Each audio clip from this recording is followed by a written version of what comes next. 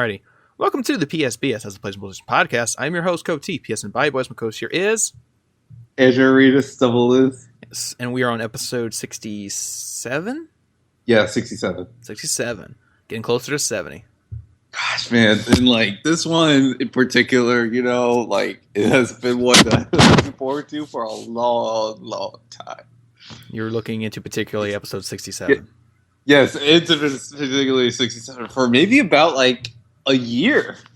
Like, I because I totally gotta share this with our audience, and I'm not sure if it's really gonna work out for our audience or not. So like, this is like a testing the waters kind of deal. So I was having a meeting with this guy, up in New York, and we were both looking into bringing back a long-lived Sony franchise, Eye of Judgment. Yeah, I'm sure you remember that one, the one on PS3. And I have it. We were looking into ways that we can deal with Sony, and we can just totally just revamp the whole game of Eye of Judgment. So we were looking into making, or not so-called making, just having the idea of, like, I have nothing to do with it at all, of this, where Sony would let you do microtransactions, all sorts of microtransactions of these items with game cards. And you would be able to, they would range from like a cent to like thousands of dollars. So then you could just go online, set your profile. You could be pretty young to do it. I mean, Eye Adjustment's like what, rated T, isn't it? Right? Yeah. Or rated M? Or is it M actually? I don't remember. No, it's T. It's rated T. So like, teens can do it. So you can just go in, spend a little bit of money and see what kind of cards you get. And, I think it's like really great. Like, all you have to do is just spend a little bit of money. I mean, I did my pot. It was only about like $60. I got like cards that were worth like $1,500. Can you believe that? So I'm so excited. Like, I have nothing to do with this whatsoever. I just gave the idea, but we'll have the link down in the description. It's really cool. What the hell are we talking about? Because this sounds like some... I have no idea. You didn't inform me of this before the show. I'm going to admit this does not sound like a good ad. Mm-mm. Not a good ad. What is this? So what are you describing here? Are we getting actual physical cards? No, they're like digital cards. They're all digital goods. Everything's digital, man. Like, Sony wants to do it digital. You're just getting digital goods. So what your friend's saying is he wants to do kind of like I don't know. I know Steam's still doing it, but Steam did that thing with the cards. Yes. Where like as you play a game, you earn cards. You can actually sell them for real money to other people.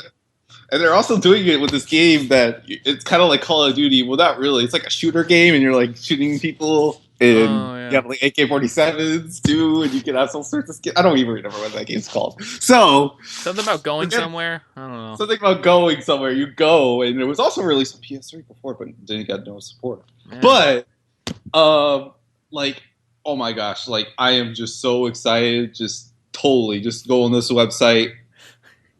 Will totally just give you new levity into this franchise. Who's endorsing you on this? I have no affiliation with it whatsoever. I don't know. I'll admit this even sounds sketchy, and I'm on here with you, and this even sounds sketcy to me. It's sketchy. This sounds weird. Like, what are you talking about? Just like the CS:GO lottery debacle, but what gave me inspiration for this silly joke actually came from a user of ours, James Gunner, 180. He asked, Eye of Judgment, making a return to PS4? Maybe VR? Maybe VR? Okay, so this is a very elaborate joke here. I don't know. This went over my head. I'm gonna be honest. I didn't know where this was coming from. It was like, what? Oh, good. I'll admit, even I was a little lost. Like, what are you talking about? Whew. So that was a joke, people. A pitch on how to revive Eye of Judgment based on this viewer question. Oh no, that would be a really poor way to revive it. But yeah, going back to the question though, can the franchise be revived? No. I mean, you're breaking James Gunn's heart. Yeah, well, that's the thing. Like, and that's the thing. I have this game. I bought Eye of Judgment when it came out. Mm-hmm. That was Christmas 2007. That was I got Eye of Judgment and Uncharted for Christmas. Mm-hmm. Did you get all like those decks? Yeah, well, when you buy it, it comes with one deck and 2 booster packs, and then I bought another starter deck, and then I bought a couple of booster packs. And Eye of Judgment's neat though. Like, it was trying to do something different. It was like a card game, but different kind of card game, and then mixed VR into the picture. The problem or with the AR, the augmented. Yeah, AR. And the problem with Eye of Judgment is the same problem that any Sony game has. No support behind it whatsoever. Seriously, like, it was ridiculous with Eye of Judgment. So after here's how card games are supposed to work. All right. You put out your first wave of cards, and that's your first wave. You try to get the best card, the best decks, the best booster packs, all that good stuff, right? Well, in order to make a card game survive, you have to keep putting out new waves of cards, new booster packs. Sony put out one new wave after launch of new cards, and that was it. After that wave, there was no more waves. No new cards were being made. And without new cards, there's lack of variety, lack of support there. And then the game itself had a weird support because it was like, oh, you can play the main game where against the AI or whatever, and you can play online, but the online play was a little weird, and in order to play against the AI bots, you had to buy these $15 expansion things to add the new cards digitally to your game just to play against the AI, which was stupid as hell. That's like unheard of to do something like your game that. Your game would get updates. So like, let's say you go play online and you play online with somebody who has the new cards, you can play with them, but you still need to pay the $15 thing for you to be able to use the new cards and play against the AI that uses those new cards. Mm. So that was really stupid. Was paying for that stupid DLC just to make the game work with these new cards they're putting out. So on top of buying brand new cards, you had to buy a $15 expansion to make them work with your game. So that was stupid. And then the game had a lot of cheating problems because the thing was the AR codes on the cards were very easy to read. So like you can go find any card. And that's right. You can print out any card off the internet and it will work. The camera will. I remember that. Yeah, I remember seeing like game facts and like message boards of like, oh, eye adjustment cards, and then I'm like, what? Like, don't you have to buy these? No, you can just. Print out any card you want, and the camera would pick it up. So like basically, if you're playing against the AI, you can just wreck the AI, because then you can just play any card you want. When you play online, you can just type in and say, "I have this card," and then when you play online, though, but like I have this card. Well, yeah, because when you play online, you basically just scan the cards that you have, and then when you play online, it tells you what card you drew. So yeah, you can't, because the game doesn't trust you to just draw naturally, to draw a card.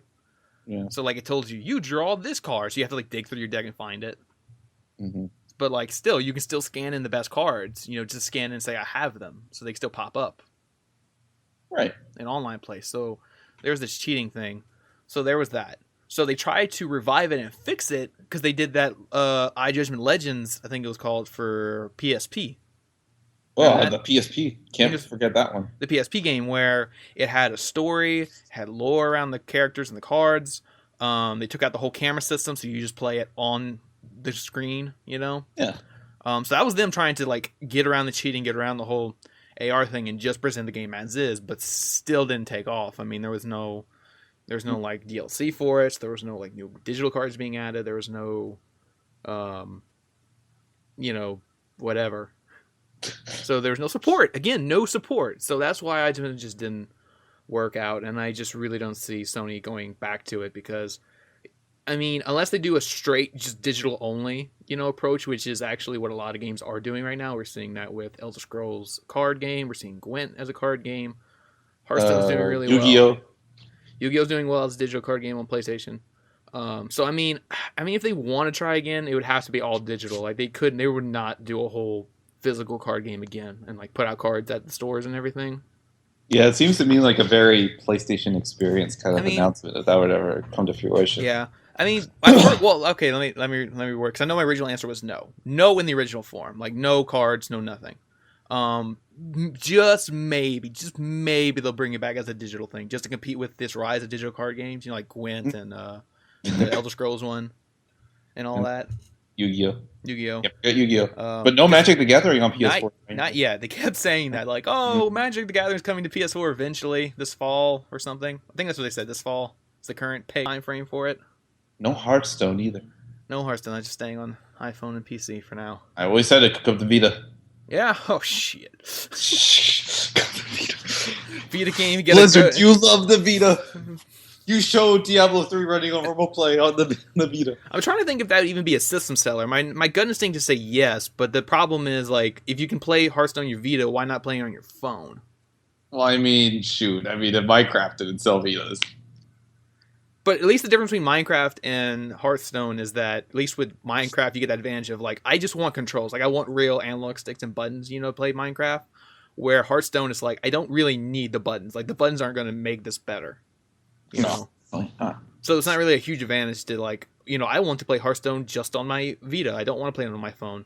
Or unless you just really like trophies like us. Maybe you just really want those trophies. That's why you play it on Vita over iPhone. Yeah, it's probably just the form factor of the Vita. I mean, you're not going to be carrying that Vita all over the place. And plus, you play with people online, so you're going to only be able to play with people in your house. Yeah. Your phone, you got that LTE connection. Or 3G connection. Whatever you got.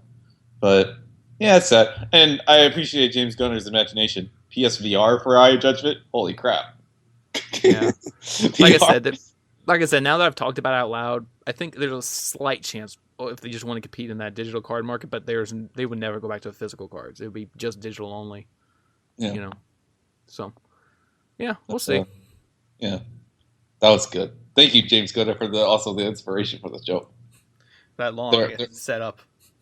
There is no lottery. There is no lottery. It was just it was a joke pitch on how to revive this franchise.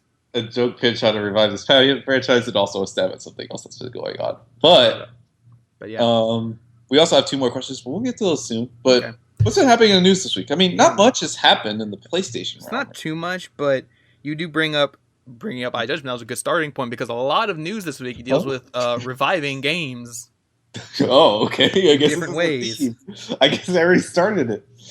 Yep, reviving old games, trying to find new ways to sell them and play them and all that. Where should we start? Oh boy. So they announced this week that they're making an Elder Scrolls Online Gold Edition. All right. And you know what that means when they call it Gold Edition, right? Life Support Edition? No. Just kidding. Just kidding. Gold Edition means that nobody gave a Game of the Year, so they can't call it Game of the Year Edition. Yes. I mean, this is to like really collect all the expansions that they have. Yeah, right? But I mean, that's usually what a Game of the Year Edition does, right? It collects all the expansions and sells as kind of a fuller package, right? Like an Ultimate Edition or what have you. Yeah, but since there's I don't think anyone gave this Game of the Year, so they kind of have to kind of sit back and go, let's just call it Gold Edition, I guess. Maybe a forum board member or something that is just like, Yeah. Yeah, but I mean, there you go. I mean, this is coming in September. With all, like I said, all the DLCs released so far will be included on there. And this is going to kind of co-launch with the whole like Tamriel Unlimited thing they're putting out in September. That gets rid of like the level restrictions, so you can just openly explore the whole area with your friends. Oh, okay. So it is trying to breathe that second life of people who kind of probably heard that announcement at E3 and said, "Yeah, that sounds neat. Like no restrictions, I can just openly explore like normally in an Elder Scrolls game." But why should I play it now? Well, this is that extra encouragement of like, well, if you wait till September when that update comes out, you can get this gold edition with all the DLC and then play with your friends that have already been playing it. Or if you buy this with your friends like who are just now buying September, then your friends have all the DLC. You can go anywhere you want. It's that second life for this MMO. Yeah, it's good. I mean, I saw the second life of this MMO as being released just on PS4 and Xbox One alone, and it's been doing well. Yeah, it's doing well. People go crazy for an E3. Well, one person. But one person. Yeah, one person. But people online and they enjoy it a lot, and thank goodness. I mean, the game had a really rough start on PC. But now, especially it's the console non-subscription based. Yeah, the console launch wasn't too smooth either. Well, yeah, it had its fair share of issues, but I don't think anywhere near what the PC version was. But yeah, the console version had its fair share of issues. But too. they said it's gotten much better with updates, and it's starting to really kind of grow community. It's good. I mean, alongside like other MMOs on PS4, like Final Fantasy 14 and whatever else, whatever. Well, actually, there isn't too many MMOs on PS4. Final Fantasy so 14 is doing really well. Yeah, I've already listed Final Fantasy 14, but so it's good that it's getting this edition. That's fine. Yeah, I mean, I know we haven't played, so we can't really give our own like personal opinions on it, and I don't think this gold edition is gonna turn the tide for me. No, and plus, like September is like incredibly busy, so yeah, it's just I don't know, it's just never just clicked with me because I played the beta and the beta was fine. It's just it's just my thing with is like if I would play this and like I would get some friends to play it. The problem is my friends would probably end up playing it more than me, and then it would be the whole division thing again, where like I can't play with them anymore because they're too high, and I can't. I can't catch up. I have to grind out. But that's the whole point of the Tamriel Unlimited thing coming in September is that basically it won't matter. Because it will levels still matter for things for like I guess leveling up and just getting XP and getting new abilities for your character. But you can go anywhere on the map without having to worry about level restrictions because the enemies remap to your level. Basically, is what happens, and then the enemies remap to your friends. So even if they're higher level than you, the enemies will adapt to them, and the enemies will readapt to you. Oh, okay. So it does kind of open up to where, like, yeah, that's really great because that was, like I said, that was my big problem with the division was that, if you don't consistently play with your friends, you're going to get left behind, and you're not going to be able to play with them because the enemies are going to be way too tough for you. It's gonna be a hassle and not even worth the effort because you don't get the extra XP boost, you don't get any bonus for like enduring that. Killing those like way high up enemies over you. Right. So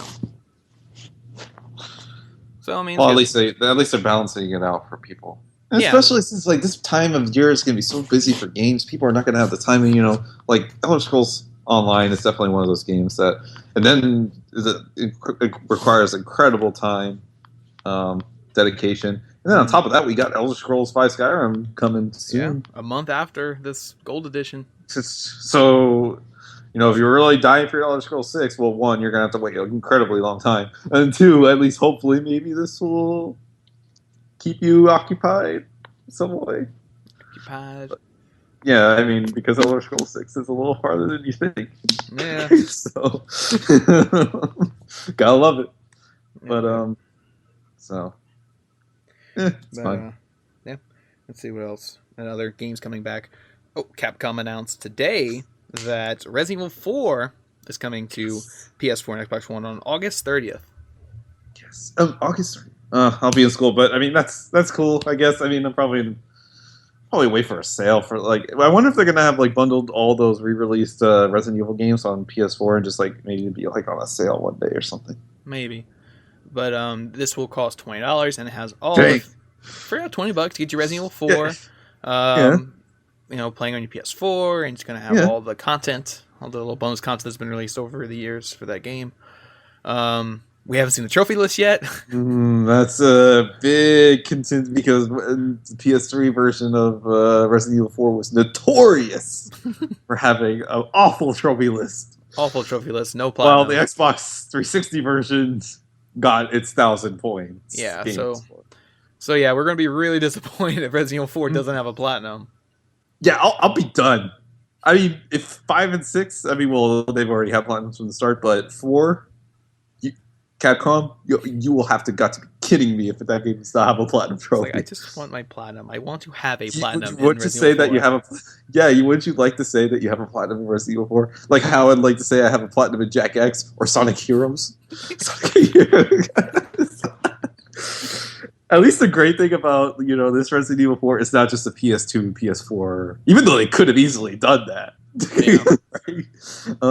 Because I mean the Resident Evil 4 HD on PS3 was just an upscale. It wasn't even, anything more. Well, that's a weird thing. Like, Capcom just casually announced this. Like, it's coming out August 30th, and it's $20. They didn't give any details. They didn't say if... They said digitally, so they didn't confirm if the physical will be that day. It's just assumed there will be, because there was a physical release for Resident Evil 6 and 5 on PS4.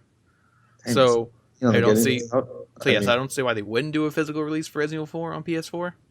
Yeah, they probably will. And then other details too, like again, it's assumed that it'll run at 1080p, 60 frames per second, because that's what the other two games were. Right. No, it's got it. So this is all just assumed because they didn't really give any details. They just said, "Yep, Resident Evil 4 coming August 30th. Digitally, get it on your PS4 and Xbox One." They didn't give any other details, but that's presumably what we're gonna see. So yeah, 60 frames per second, physical release. Hopefully, we get that platinum trophy. That, you know, I'll get angry if it does not have a platinum trophy. I'll be done. I'm not gonna buy it. I'm buying it. Forget Resident Evil. No, I think if that game does not have a platinum, it's done. I'm not. No. No, I mean it's Resident Evil 4, man. The only platform I haven't bought it on that I have is like the iPhone. Yeah, there's an iPhone version. I have it on my PS2. I have it on my PS3. What about the Wii? I don't have a Wii. If I had a I Wii, played the Wii version. The Wii version is really fun. if I had a Wii, I would have Resident Evil 4 on the Wii. Oh, so the Resident Evil 4 Wii edition is really good. Mm. Oh, like I remember playing it a little bit. No, I just thought about it. I have a GameCube, but I don't have Resident Evil 4 on my GameCube. That's where I originally played Resident Evil 4. It has the exclusive logo on it, only on. Yeah, because GameCube. remember the director, he's all like, "Oh, my arm would have to be chopped off if it's like exclusive, not be exclusive." And look where we are. Yeah, it's on everything. It's on GameCube, PS2, PS3, Xbox 360, Wii, iPhone, PS4, Xbox One. Well, I wouldn't blame him. I mean, some of those Nintendo exclusives are pretty well sealed. I mean, Twin Snakes. Yeah. So, Yeah. But his arm's going to need to come up. But he had to live so he can make Evil Within, and he did it. But yeah, I think that was the same guy. I know the same game director of Resident Evil 4 did Evil Within. I just don't know if that was the game director that said that whole bet you're saying. Yeah. I just don't want to be wrong. Like, people call me out and be like, no, that wasn't that guy. It was a different guy that was working on Resident Evil 4. Like, the custodian that was working on the game or something. Like, what? Oh, that seems unlikely. Like, no, it had to be the president, right? Director of development. Director of the game, yes. Whatever. Not president of the company. The CEO. CEO. Calling that. But yeah, I'm excited for Resident Evil 4. It's one of those games where I can just play over and over again. I would never not want to play Resident Evil 4 again. Even when the re-release again has like 13 trophies. You can look at it again, just like... You know what? I mean, maybe I should stop this panic. I mean, it's probably going to have a platinum trophy. But then we fast forward, it doesn't have one. Oh yeah, the trophies will get posted probably like a week or two before the game comes out. We look at it and then scroll. And they're like scroll back up and down, up and down, up and down. Like, where's the platinum trophy? Where's that platinum? But then again, wait, it's re-released on Xbox One too, right? Mm-hmm. So I gotta know. I don't know, man. Just copy and paste the one you had on 360. Oh boy. Anyway, but speaking of stuff coming to PS4, it's funny, we actually talked about this last week. And it got acknowledged this week from Square Enix. Somebody asked Crystal Dynamic over the past week, it says, has the Rise of the Tomb Raider PS4 version been canceled? Yeah, like somebody straight up asked Crystal Dynamics, like, is it canceled? Because we haven't heard like anything about it. Right. Okay. And their response was just, as stated previously, Rise of the Tomb Raider PS4 release is set for holiday 2016. Yeah.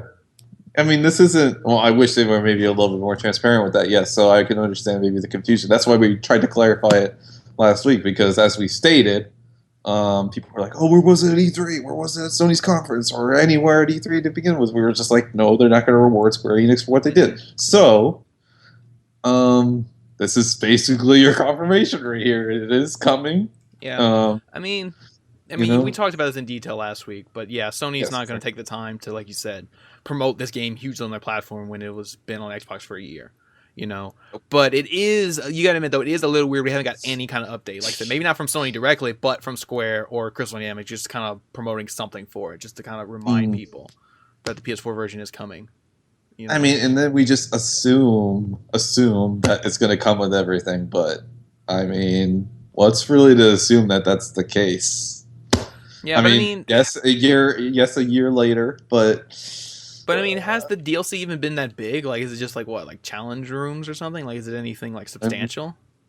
I mean, it's more story content. Mm. So I don't know. They haven't really stated, oh, it's the Tomb Raider Definitive Edition or whatever. It's tricky. I mean, maybe knowing Square, maybe they will do it. It's just right now it's a little murky on that end. But of course it's coming. Don't really have to. It's just they're just gonna be stupid with it. They're gonna put it out the same day as like. Well, let's see. They're probably gonna put it out the same day Call as of like Duty, Call of Duty or Watch Dogs 2 or something in November. Yeah, probably will. So it's like, I mean, truth be told, maybe. I mean, I would love end of November, December. That would be cool. Yeah, or right now, just put it out tomorrow. Say screw it. Here you go. Here it comes PlayStation Plus. Stealth release it. It's coming out tomorrow or Tuesday or something. Get the naysayers of PlayStation Plus to be silent if Rise of the Tomb Raider was launched as a PlayStation Plus game. Sure, you maybe would have to buy the DLC, but the base game is free. Yeah, that'd be a fair trade-off. The DLC you have to pay for it, but the base game's free. Yeah, what if predicted? I mean, I'll see. I mean, I think that get all the naysayers of PS Plus to shut up for at least maybe a year. Yeah, but is that the line where I can finally push it up where that's not an entitled statement to say, hey, we should just get it for free on Plus? Oh, geez. Yeah, at this point. Yeah, well, we did 40 episodes ago talking about the entitled gamer. Entitled gamer. And I always complain, why do you feel so entitled to this? But with Tomb Raider, it's different. It's been a year. Square Enix and Crystal Dynamics denied us this game for a year.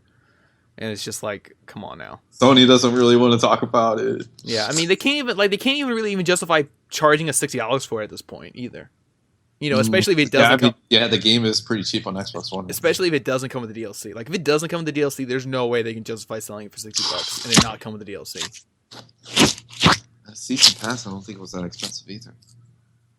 Because, I mean, that's the thing, though. They'll probably do... What they're probably going to do is they're probably going to announce within, a month or so saying, Tomb Raider, Rise of the Tomb Raider Game of the Year Edition for Xbox One, and it's the game with the DLC and all that, and they'll say, and also, this Game of the Year Edition is coming to PS4, and then it has the DLC included. And then that way they can get around it and still charge us $60 for it, even though it's a year-old game, because then it says it's a Game of the Year Edition with all the DLC, launching with the also $60 price Game of the Year Edition for Xbox One. It's just tricky. Like I said last week, Square Enix on its YouTube channel, or Tomb Raider on its YouTube channel, or we have the voice actress maybe tweet out the trailer for it on YouTube, and then that's it. But here's another bigger question. Should we be demanding a PS3 version, since there was a 360 version of Rise of the Tomb Raider? Oh, Lord, no. Somebody's going to hear that, and they're going to be like, yeah, you know what? Yeah, I do want a PS3 version. There was a 360 version. I mean... I actually forgot there was a 360 version until just now. I was kind of really thinking about oh yeah, there was a 360 version. They really tried that 360 version. As you could, I saw, I mean, even though it did look substantially downgraded, they did try somewhat. It wasn't the Black Ops 3 situation where it was ugh, or Shadow of Mordor situation. But, yeah, probably not, no. Still, though, at least one person's now going to go out and demand it. When they announce the PS4 version, somebody's going to demand it. I want my PS3 version. I'll see the tweet or the YouTube comment that states that. It's jeez. Where's our PS3 version? Just port the 360 version to PS3. You gotta be kidding me. People wanted, man. Dude, there were people asking for Uncharted 4 on PS3. I'm come on now. Same people asking for Arkham Knight on PS3. Yeah, I'm sorry. Just the generations move on. Those games would just be terribly downgraded to work on PS3 at this point. God, it was so nice, especially this past generation with PS3 and 360s, that we had that jump to HD, so we didn't always have to ponder that past generation so much. But this, gosh, we're approaching year 3 and still. Yeah, we're getting those upgraded consoles now, and you still want these games on the old consoles? I just know. And if we're having phones and tablets that are already catching up with 360 graphics, then we don't even know. Just let it go. Oh boy. But yeah. And anyway. But speaking of wait a minute. Oh. I wanna kind of interject this because you were talking about a PS4 game being a PS3 game, but here I got the reverse. This one comes from A Cup of Soda. Ah. Does he he or want? she asks, I was about to say, does he want Cuphead? maybe Cuphead, but no, he's asking for something a little stranger. Mm. Any chance that Far Cry 3 can arrive on PlayStation 4? I played Far Cry 4 and Primal, but didn't get around to playing 3. Well, honestly, I mean, if they announce, like, let's say they announce, A new Far Cry? yeah, basically they announce a new Far Cry, like Far Cry 5 or some. I don't know if they want to do another spinoff. Probably the next one would probably just be Far Cry 5.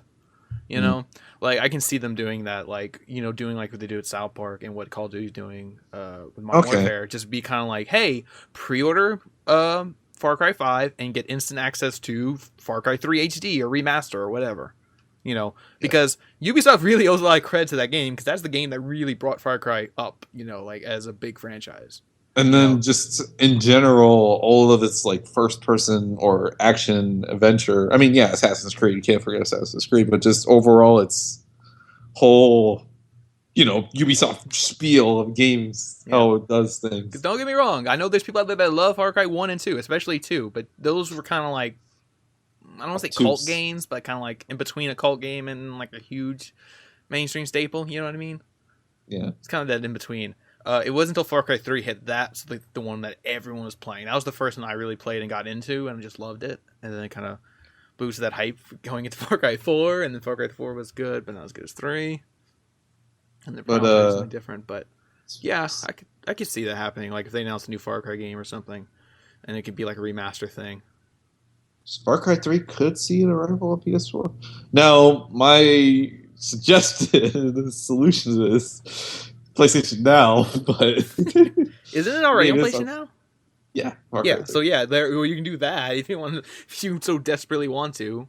You can play Far Cry 3 PS4 through now. But. Don't know if you could play it online co-op with friends, but yeah, that's a feasible option. And by the way, there's also a Far Cry sale going on in the PlayStation Store. Mm-hmm. You got prices as low as like $3.25 for like the original Far Cry, all the way up to like $20 for Far Cry 4. There you go. Or like $30 for Primal. Yeah, $30, $35 for Primal. But yeah, I don't know. I think the next Far Cry game will probably get. I don't know if they want to go straight into 5 just yet. I think they really want something different before they jump into 5 after the whole another different thing. Really? Well, I mean, not a spin-off, but like everybody's demanding it. I think they're just going to do a Blood Dragon 2 at some point, and then just make it maybe a full-fledged game. And then really, yeah, I mean, they could probably do something like that. Like maybe make it a full-fledged game, or maybe not a full something in between, maybe something that's like $30, and they can have just a bigger story and a map or something. Don't get me wrong, that's not a bad idea, but like I see that as like DLC for like Far Cry 5. I mean, I just feel like that's kind of like dilly-dally around. I mean, as Ubisoft kind of does sometimes. Because that's the thing about Blood Dragon. As much as I like Blood Dragon, it was a short experience, and being short is probably what made that work. Because it's one of those things where like I say that, why not do Blood Dragon 2 as a full game? But it's just one of those things where like I don't know if that aesthetic and that just tone can last a full game, before you just kind of you get bored of it, or it just loses its charm, after a while. Because you saw how Ubisoft was like doing it with like Trials. I'm just like, I mean, yeah, that's cool, but like, But I mean, I feel like Trials is just them trying to like basically see if people still care about that particular branch of the franchise, Yeah.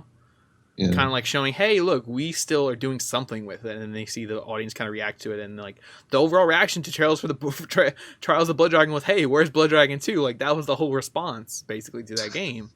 So like Ubisoft sees that and goes, you know what? Maybe we should just do a Blood Dragon 2. Whether it's a full game or not, like do something with Blood Dragon 2, and then just like, and they can use that to do Far Cry 3. Just be like, oh look, pre-order Blood Dragon 2, and you get Far Cry 3 remastered and Blood Dragon remastered or something, included. So there's chance. There's a real chance that Far Cry 3 will probably come to PS4 at some point. Wow. Okay. Yeah, I mean, I'm hopeful, but I'm not really holding on. I mean, the game is 4 years old, but we've had old games from PS3 come over to PS4, but I don't know if they want you to focus kind of on the current Far Cry games that are already on there. But there are people like a Cup of Soda that have played both of them already to death at this point since, I guess, once 3. Well, I mean, that's the thing about Far Cry 3. It's like it's a big game, but it doesn't feel that big because like I got the platinum in like 2 weeks. I mean, granted, I played it a lot in those 2 weeks, but like still, it's an open world game that I got the platinum in 2 weeks. So it is a game where you can put a lot of time into it, but not so much to where you feel like you're getting backlogged and not playing anything else. You know. Yeah. It's a nice medium between like a linear game and like a full blown 100-hour RPG thing. Oh, there ain't no Witcher. Yeah, and a Witcher or Fallout or anything. I mean, even Far Cry 4 was kind of big. You know, seems like that took a while. Yeah. I mean, I was already like, gosh, I mean, the only amount of time I played Far Cry 4 was maybe like 18 hours. And like, I don't even know how far I was into the story at that point. I was like, dang. I mean, yeah, I was doing a lot of dilly-dallying around and goofing around and then playing co-op with you, right? So we needed to. It was for the trophy. We had to finish those co-op missions. Yeah, that. I mean, yeah. We no, for Far Cry 3 or Far Cry 4?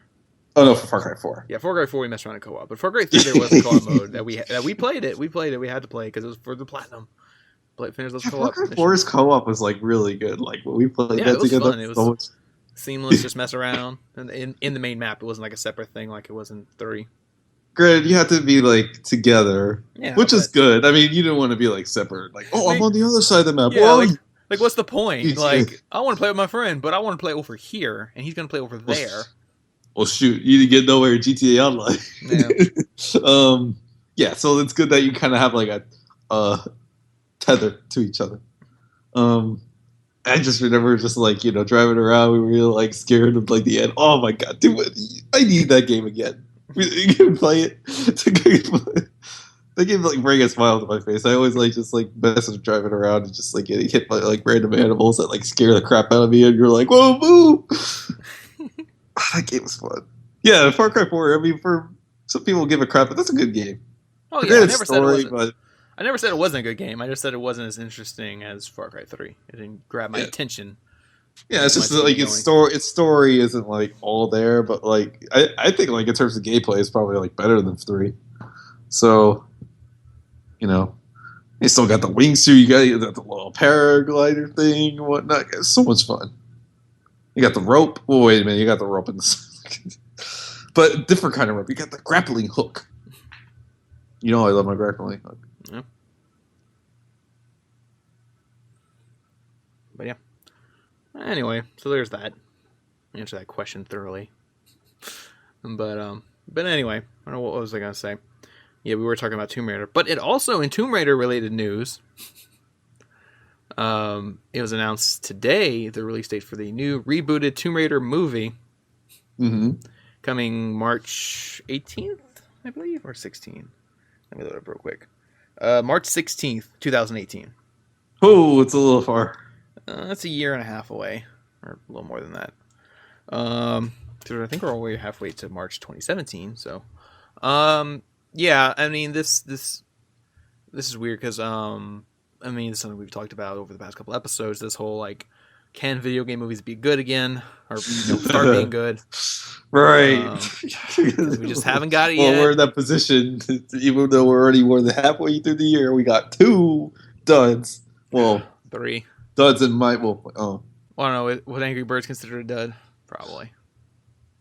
I mean, I don't. Moderate success. Let's dub it that. Warcraft and Ratchet and Clank, to consider them duds are understatements. But Assassin's Creed gives us a little bit of hope.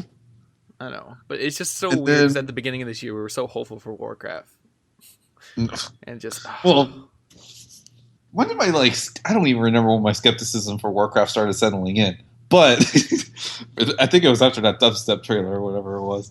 But Duncan Jones. But you know, I think Alicia Vikander is going to bring in the goods. She's going to do it. She's going to make the character proud. I mean, we'll see. And it's just I think she's got it. She's a fantastic actress. I think she's got it. I don't remember who the director is. I think it's by kind of a new dude. I don't even remember, but it's a woman, I think. Prayers, but it is written by the people who made TV Ninja Turtles, I think. But let's not forget who wrote Guardians of the Galaxy. James Gunn, the director. who also made some pretty crummy things before Guardians of the Galaxy. So let's And not. some good things. And some good things too. But so this could be the breakout hit.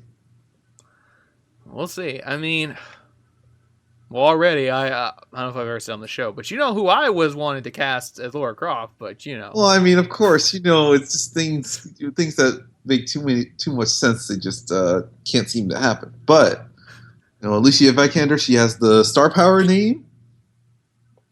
That's how. Well, not really. No one I know knows her by name. They just say like, "Oh, yeah, it is." And they're like, "All right." Right. So but I guess maybe the fact that you say that she's Oscar winning on the poster, I guess, will mean something somewhat. I guess, but she won that Oscar, but not for Ex Machina, the movie you actually saw her in. Yeah, exactly. Oh. Well, I mean, but then she was in Man for Uncle, and that bombed. Yeah. But she's going to be Jason Bourne, so that's more exposure. People are going to go watch she'll that, be in that, so that'd be cool. She actually was offered to be in Assassin's Creed, but she turned it down to be in Jason Bourne. Oh. So she could have already been in a video game movie. Before, yeah. Tomb Raider. And then you would have been in a Ubisoft franchise and then a Square Enix franchise. Yes. But here's my thing about, just this movie. I just hope also there's more star power to it than this too. I hope all the other supporting actors or whatever bring in the goods. Whoever else will get cast, so I'm excited for that. They've already stated that this wants to be in line with the 2013 game, right? Yes. So that's promise right there. It's not going to be the. So is it going to be rated R? You're not going to have Laura fight. Is it going to be more violent? Like Tomb Raider's like that weird kind of M game. I mean, it is an M game. It's not like a hard M. I thought it was. It was pretty violent. I mean, when she gets stabbed with the arrow, she has to break it, and then she's screaming like when she has to heal herself and stuff, and then the blood when you actually kill enemies. It was pretty dark and violent, at least compared to. But I mean, it's kind of the Assassin's Creed situation. I mean, the games are rated M. I mean, do you see? I mean, Assassin's Creed's not rated R. That movie's not considered rated R. No, so it's like. But I mean, but they keep saying it's inspired by the new game. The new game was that darker, more violent take. So it was just one of those things where will it be that though? That's to be seen. It can be. I guess maybe you just don't have all the. I mean, the big difference is at least with the new Tomb Raider, the reboot one, it was aimed at older audience, people who play the old games. It wasn't really marketed heavily outside of the game itself. Where Assassin's Creed is different. It's marketed everywhere. It's marketed through toys. There's you can buy Mega Bloks sets of Assassin's Creed. It's an M-rated game, and they sell the Mega Block sets to kids. Gotta love it. So, it's marketed to kids too, where Tomb Raider really wasn't. So whether they want to kind of play it safe for the movie and make it PG-13 for everyone, or maybe take the darker tone like the game, has to be seen. We'll see, because this Tomb Raider reboot is more along in development than Uncharted, which is supposedly current release date is June 2017, and there's no way in hell. Nope. This coming out June 2017, because this Tomb Raider movie's farther along, and it's coming out after.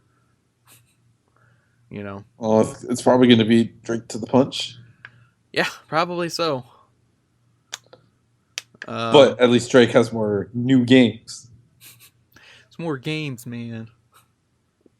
More games than its current, slate. But I'm excited for it nonetheless. Of course I'm going to go see it. Well, wait, are you? Because you know what comes out the same day as Tomb Raider? What does come out the same day? The Flash movie. Oh, jeez. Okay, one of them's not going to move at all. Well, here's the thing. One of them will move, and it'll probably going to be Flash, because guess what? The new Tomb Raider reboot is being distributed by Warner Brothers. And Flash is being distributed by Warner Brothers. And they put Tomb Raider on the date where they already have a Warner Brothers movie. So Flash is moving. Why did they?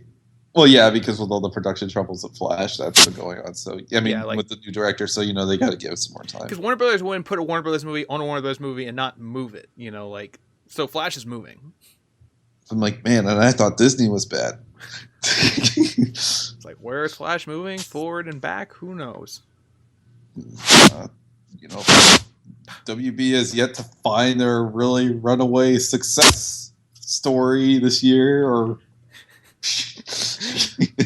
or any years. Warner Brothers has just not had luck in a while. Love. I mean, good lord, since like really 2011. Well, 2012, I should say, right? With like The Hobbit, the first Hobbit. 2012 had Dark Knight Rises and The Hobbit.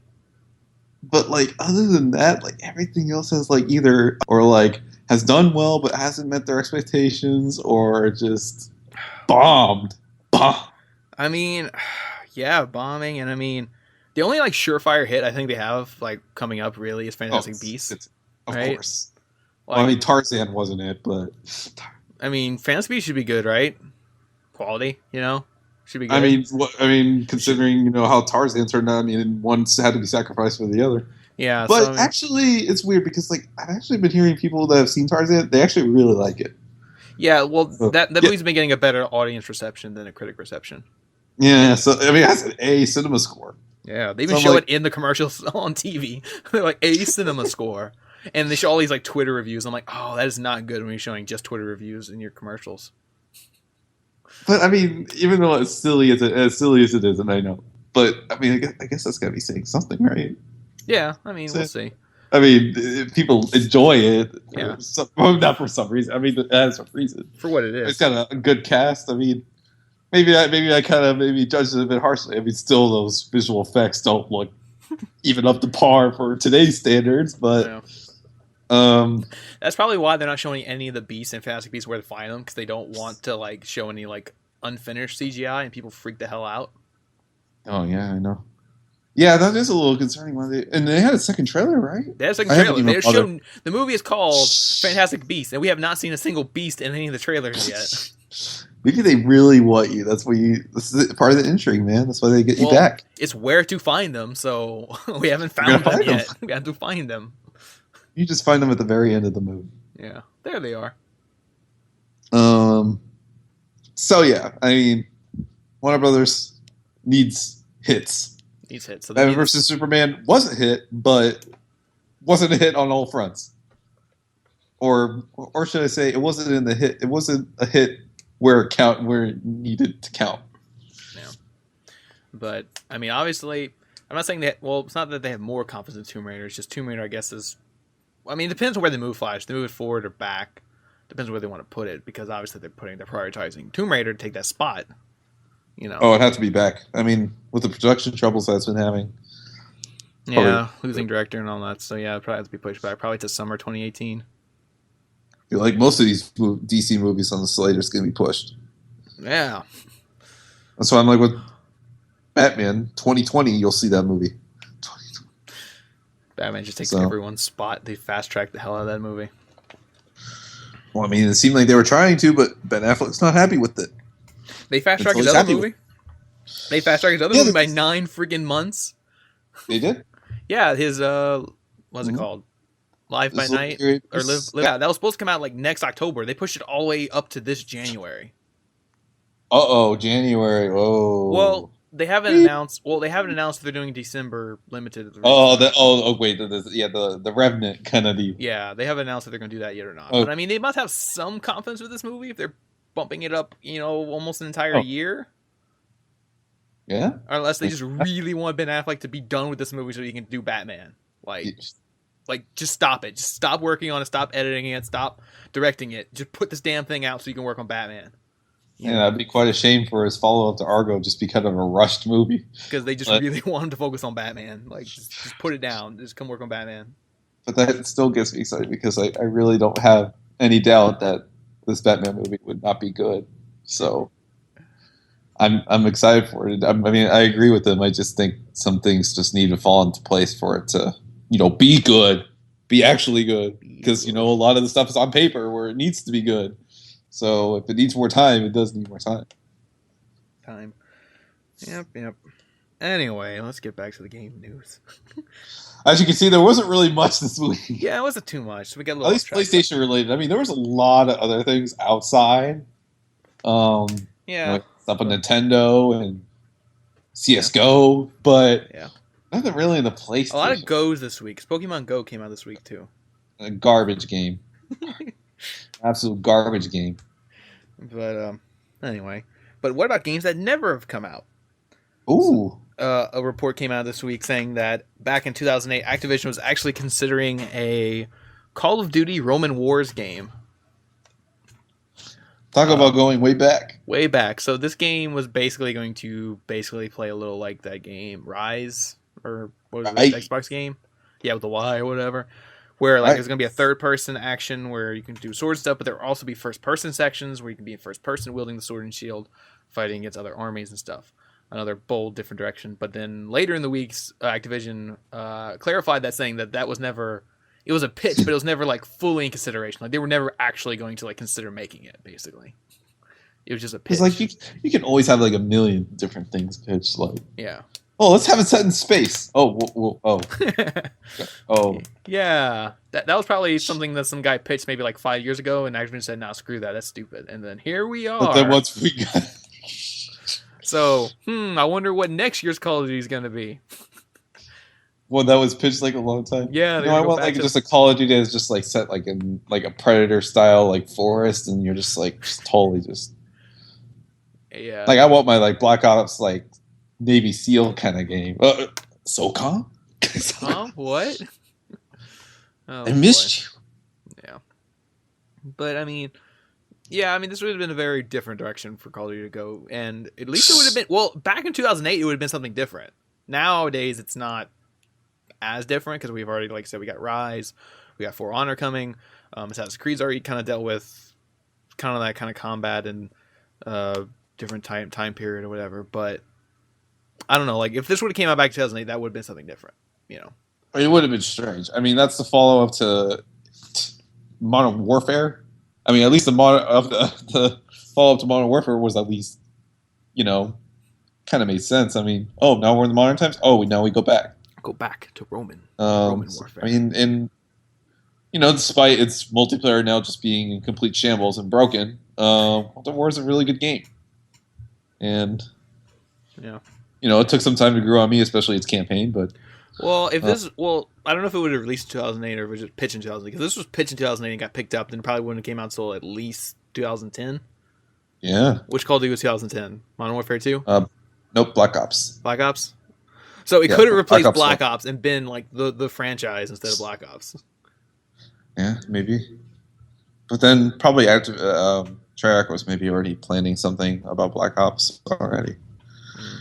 Even kind of in the stages of World at War. So maybe they already kind of had the idea of that. But then, of note, this was like the Vicarious Visions, the Tony Hawk and the Guitar Hero people. Mm-hmm. So, Yep. There's that. It looked neat, though. It's more canceled game news as we already had last week. Yeah. Neat. Like it's good. I mean, more of this stuff is coming. Yeah. Keep on coming. I don't know what we'll expect next week. all these canceled games. Like we said, not just because the game's canceled doesn't mean it was going to be good. That's what everyone likes to believe. Oh, it could have been good. I'm like, yeah, but it could have been bad also. Yeah, like maybe it was turned down for a reason. Yeah. So, but yeah, just neat. Like I said, they would have jumped on it. It would have been unique at the time. Like I said, they did right now. It wouldn't be.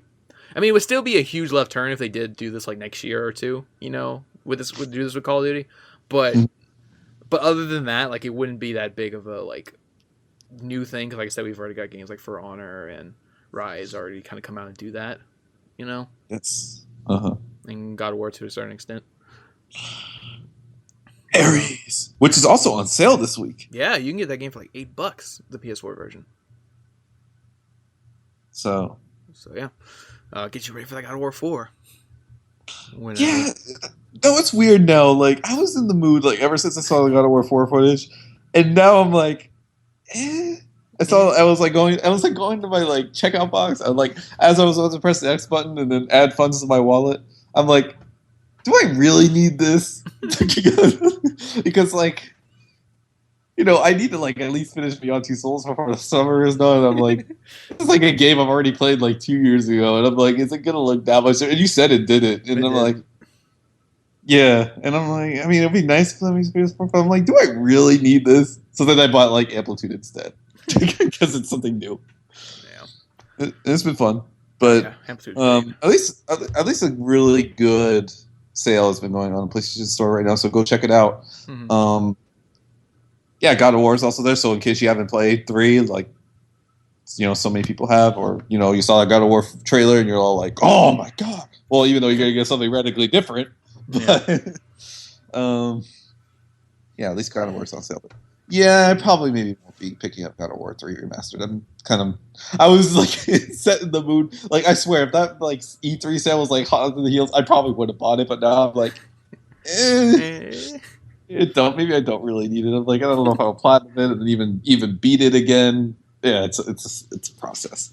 You always got to kind of think these things through as you're buying things, so I'm not just buying things for the heck of it. So that's what I used to do. I don't do that. I don't do that anymore. Like they say, you killed those guys. I don't do that anymore. Alrighty, I think we got time for one more topic. Oh, you know what? Or do we have? Oh yeah, let's do the viewer question because I do have one more topic I do want to talk about. But let's do the. He has a question about your little timekeeping. Actually, timekeeping. Well, maybe it's not directed towards you, but I don't know. Okay, this comes from Adam Boy 56, and I guess he says I'm Adam. So just started listening to the podcast a couple of weeks ago. Thank you. And am really enjoying it. All right. Thank you again. I guess I should have corrected the grammar, but I wonder why the show is. Why the show only an hour? Only an hour. I mean, that's okay. Only an hour. Only an hour. Well, one, I didn't know people wanted to listen to us more than an hour. Yeah, that's what I was kind of thinking too. Well, here's the thing though. I think we only have like maybe 5 episodes that are under an hour, like in the 50-something minute range. Most of our episodes are around like an hour, somewhere between an hour and 10 to an hour and 20 minutes. And then like our Uncharted episode, that was our biggest episode. That was like almost 2 hours. It was like 5-10 minutes shy of 2 hours. And then we did have 4 guests on there, so. Yeah, we have 4 guests. I don't know. I just keep it an hour because that's just usually the standard. It's a sweet spot. Yeah, it's a sweet spot for podcasts. Because I've listened to podcasts that are over an hour, like especially movie podcasts. If you listen to movie podcasts, I listen to some that go on for like 2.5 hours, and I'm just like, I could have watched like 2 movies in the time it took me to listen to this podcast about these movies. I just think,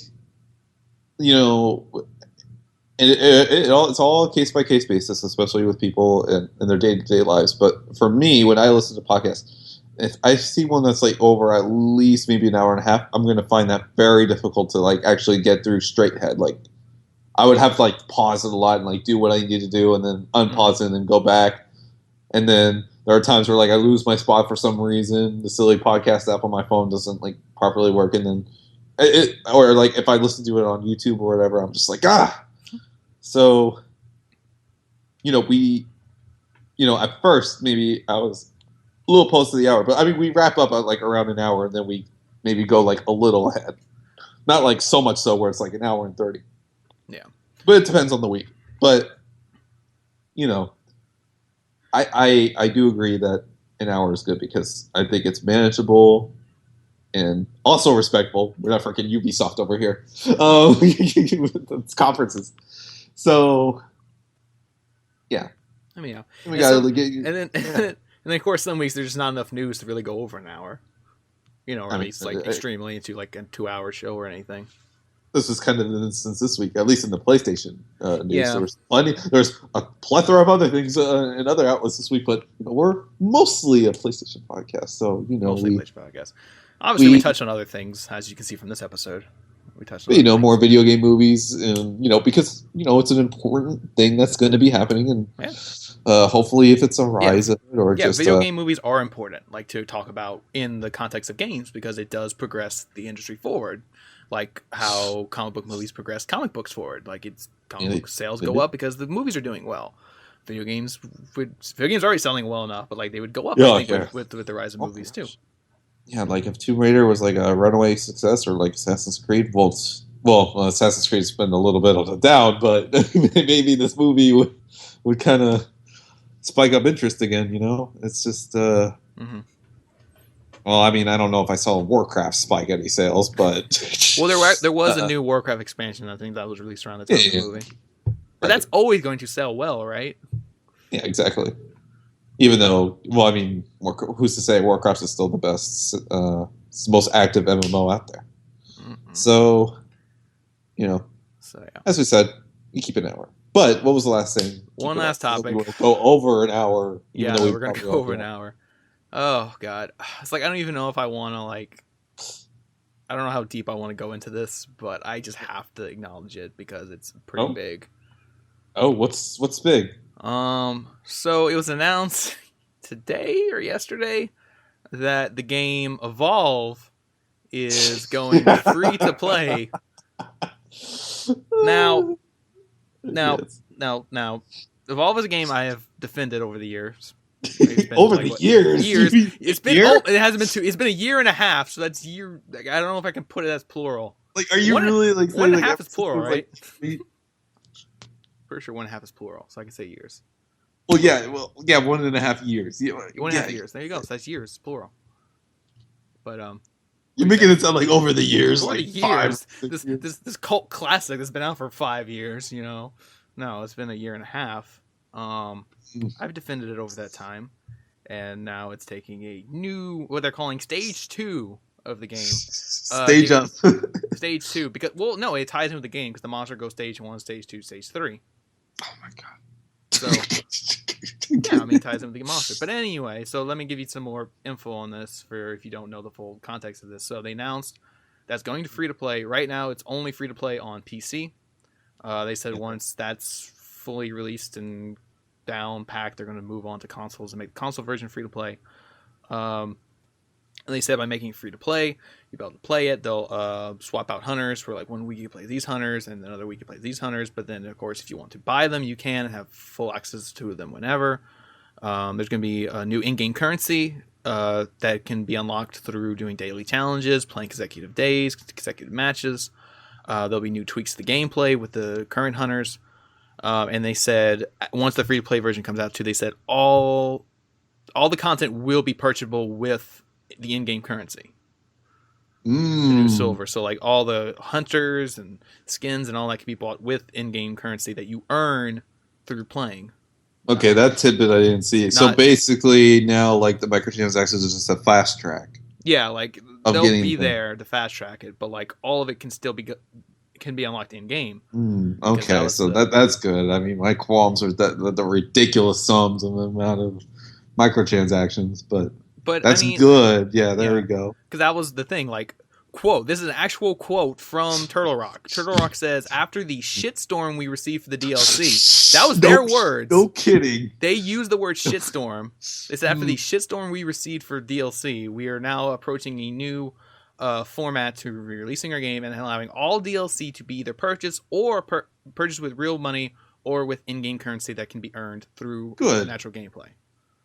So, they should not have been surprised by that, considering that they could release like 50 items on the PlayStation Store in 1 week and completely spam the page with the Evolve stuff. So this is good. And so these microtransactions are now just fast tracking. Fine. Well, I mean, but that was the thing. Like, even when the game first came out, like, I mean, yeah, I admit the prices were ridiculous, but like, what you're buying isn't like a booster or nothing. Like, all the DLC they had at launch was skins, cosmetics. Like, it didn't really boost the game. It was just cosmetics. It was overpriced. I agree with that, but it wasn't like I wasn't like angry over it because like I don't need to buy this. It's not like someone's forcing you to get it. Yeah, like I don't need it to keep up with my friends. I don't need it to like play the game.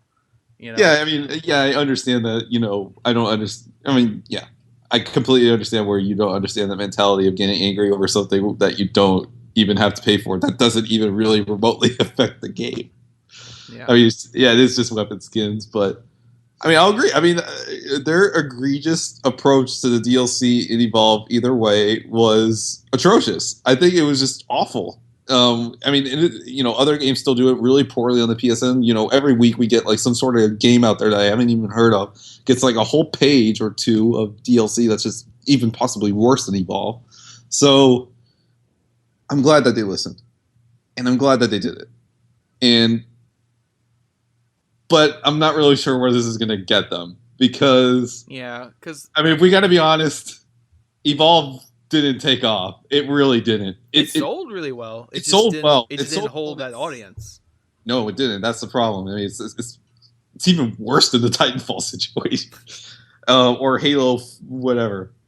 Like Halo, whatever. I mean, Halo sees pretty big, significant drop offs too. Mm-hmm. I mean, it's so difficult with all these freaking games out there. Yeah, Evolves was bad. I mean, on the Steam version, you had people in the single digits playing that game, at least just on Steam. I mean, I'm sure maybe I speculated in the previous episodes that probably it's maybe even higher on console versions, maybe, but that's really an optimistic view of that. And it's interesting to just put that out. So maybe I feel bad for the maybe 2 people that just bought it recently on the Steam sale. Well, they took it down on Steam. Yeah, that's good at least. So, you just get the free to play version. But I mean, on consoles, it's still, and that's what they said too. Like, if you've already purchased the game, like I have, they said all your stuff's still going to be there. Obviously, when you boot up the game, it's all going to be there. The new gameplay tweaks will be updated for you. So, the certain characters, more skins, some exclusive skins for you being the founder, and you get like 35,000 of whatever that new in-game currency is. Mm. And I'm curious, like, is that enough to buy those hunters that I don't have? Or at least buy 1 or 2, because that's the thing. Like that's the thing. Like I bought the first season pass, so I had the first 4 hunters, but I didn't buy the second one with all the 4 other hunters. So like I never got those. So like, can I, when this goes free to play, can I buy those with the new in-game currency? I assume so. And since I'd be a founder, I get a founder pack, so I can maybe buy those characters with that new currency pack. Yeah, to be seen. I'm on the Turtle Rock Studios Wikipedia page, and it's just sad. I mean, they were founded in 2002, and then they were acquired by Valve in 2008, and they made Left 4 Dead, Left 4 Dead 2, cherished games by many. They don't have single player, right? Left 4 Dead? Yeah. Isn't that like vaguely kind of like with a single player? Yeah. I mean, you have like the AI play with you, but yeah, that's how Evolve is. You just play with the AI when you go in single player mode. And then they put out some mobile game, but it's just weird. I mean, they're a private company. And 2K, pressed that Evolve is going to be like a permanent franchise alongside Left 4 Dead. No, not for I wish. Red Dead and GTA and 2K, all the 2K games, because 2K is a very ambitious publisher. But I find it weird considering that Turtle Rock is not acquired by anyone and that they're private. Why they couldn't just maybe just pitch a new game, or just better yet, just put a new Left 4 Dead game out to somewhere. Some publisher. No, I'm pretty sure they don't own the IP. Well, maybe for Left 4 Dead, but probably not. Maybe Valve owns that IP. But I mean, if Turtle Rock wanted to make a new game or something, I just don't understand. I don't know. Like Evolve did not. I don't get it. It's just good. It's just because I love Left 4 Dead, and of course, would love the Left 4 Dead 3. Part of me wanted to just. Oh, that Timer meant Left 4 Dead 3, but obviously not. But considering it was like an Evolve hashtag, but it's just a shame. And they're based in Lake Forest, California. I never knew where they were. I don't know. I mean, even if this PC version even somewhat takes off in its beta form, and now it's back to beta. By the way, this is the thing of note. It's back in beta. Well, the free to even though it's in the free to play version, the free to play version's in beta, because like I said, if you play on consoles right now, it's still the same. Right. I'm not sure where it's gonna go. I mean, well, I'm glad you agree that at least the way they're handling DLC is better. Yes. That's great, and yes, it's cool. And that's what they should have done. That's what they should have done. But I mean, 18 months after release, it just kind of feels like, is this like? Can this work? I mean, obviously it's going to boost somehow because people are going to try it. It's free, right? Some people are just going to be like, it's free, I'm going to try it, Yeah, exactly. Yeah. I'm going to, I mean, as much little time as I get nowadays to try things out, yes, I will try Evolve once it is free. It's just, even with its base game, and it sold well in its initial release, I mean, who knows, right? I mean, we've had things that have had rocky launches, and then they shot up again. I mean, granted, those are MMOs. That's a completely different genre of game. But, an asymmetrical shooter, Evolve, and, we have so many of these multiplayer games. Granted, Evolve is very different. It's So he different. can't Like, really. you need to play in co-op. You need to play Yeah, with you people. need to play in co-op. And I do remember like hearing like criticism of the original base game of Evolve when it was $60. Like, oh, if this was like a Warframe style game, right? Which it is becoming now, right? A Warframe like style game where it was like that. That's where it would have taken off. So, considering that's what people would have originally envisioned Evolve being in the first place, then maybe. So I don't want to completely roll out like, oh, it's going to be an absolute dud. Only 8 people are going to play it. No. But, So, you know. but that's the thing. Like, even if this takes off, like, I just don't even see them progressing with that model. Like, let's say when they make Evolve 2, you know, I know. like That's where I wanted it to go. That's where I was like hopeful. Like, oh, Evolve 2 is going to like totally just. because I mean, there is a sequel in development, right? Then they confirmed, like you said, 2K wants this to be a franchise. So I think they want this to be a franchise, but they know the brand is kind of hurt that they need to put something out to get some good grace going back into the IP. That would actually help it out really well. I mean, and especially if this takes off somewhat or has a moderate success level, then maybe 2Ks. It's so crazy because that's well, because I mean, like you already mentioned it, but like that's the franchise to compare it to. You look at Titanfall, where Titanfall, the first game, was like a hugely hyped game, and it came out hyped game. and it sold really well. It did get good reviews, but like it just fell off. That player staying power was not there. It fell off. The game went on sale really fast. You got the game for $10 for a while. They dropped $10, then it was just basically free. That's kind of, it's not free to play, but like they're giving out free, like with gold and all that, and then now the sequel is going in that different direction where they're expanding the multiplayer, which people like, but they're giving what people wanted, that extra story to go with it, trying to make it more kind of what they want this to be. They want the IP to reach its potential. So that's one of those things where I think Turtle Rock and 2K are really watching Titanfall 2 this fall to kind of see how well that does with the story, if that's going to increase sales, if that's going to increase the critical rating, is that going to keep people, playing the game? That's a big question, yeah. So I think Titanfall 2 is going to have a big impact on Evolve 2 and kind of where they take it, where basically they're just putting out this free-to-play version to get that extra life into it, just get more people to play it, more people to kind of like know the IP, and then they're going to watch Titanfall 2, see what that does, and if it works for Titanfall 2, then they're going to apply that to Evolve 2 to be like, okay, from the free-to-play version, we learned that you guys want this kind of like DLC where in-game currency, whatever. You want that, you want challenges. Yeah, exactly. That's where Evolve 2 can go. And, if I can see Evolve in my perfect world as that kind of game that maybe you just kind of like play every once in a while in between like your big games that you're playing and buying over the course of the fall or the winter, I think that would bode well. Yeah. Or maybe even the people that don't even get any, like maybe that can even be it. Yeah. And that's the thing, like Evolve works really well, like you said, as that kind of in between game, but just one of those things where no one wants to pay $60 for that. Something they're just going to play in between. Exactly. Play it into a few matches. Because I mean, another game to compare it to, even though it's doing incredibly well, is Overwatch. But like with Overwatch, yes. I don't feel that because like I said, I got a free copy of Overwatch, so I don't have that have that feeling of like, was this worth my $60? Yeah, it's just that Blizzard set a different precedent especially for Overwatch. It doesn't have that same kind of stigma of like, oh, it doesn't need a campaign, yada yada yada, or Rainbow Six Siege either. That too. Gosh, so many shooters. It's just crazy. But free to play shooter games have found success on PlayStation 4. It's been pretty noted. I mean, we even had Blacklight, at least on the PS4's launch, and then Warframe was successful, and so, I think I see it. I can see it happening because I know I'll dive in. Doesn't mean hopefully maybe more people will, but I see it being something. Maybe 2K isn't too crazy after all. Isn't too crazy. 2K, not too crazy. That's what the K stands for. Crazy, but it's misspelled like Crazy Glue. Mortal Kombat. Well, they don't. 2K does Mortal Kombat. I know. But that's an example. But it's a shame, Turtle Rock and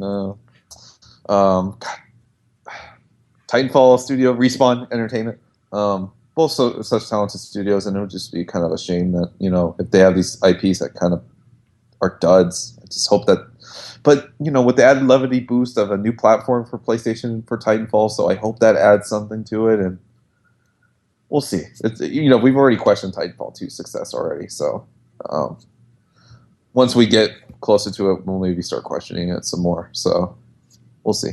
Mm-hmm. But yeah. Alrighty, see, look at that. We're at the 1 hour 15-minute mark. Oh, there we go. There Perfect. we go. That's normal time for us. Time to wrap up. But yeah. So just want to thank everyone who sent in those questions. Some good questions. We like those. Maybe if you want to send us questions, you can do that in a plethora of ways. Many ways you can do that. You can send it to us directly on PSN at ByteBoys or at Double Is. We have a Twitter page that I'm trying to keep active for the most part. You can message us on that. There's a community page on PSN you can go post on and check out. There's also a Facebook fan page you can go look up. PSBS Podcast, you can go message us and comment and all that on there. You can message us on YouTube or comment on the YouTube video. You can also check out the podcast on iTunes, brought to you by Dayspace, bringing you Living Room Clutter and Character Crunch, also on the iTunes channel. Yeah. What else? I think that's all the ways to contact us and view us and all that. As far as I can tell. Yes. Try to make sure I'm not forgetting anything. But yeah.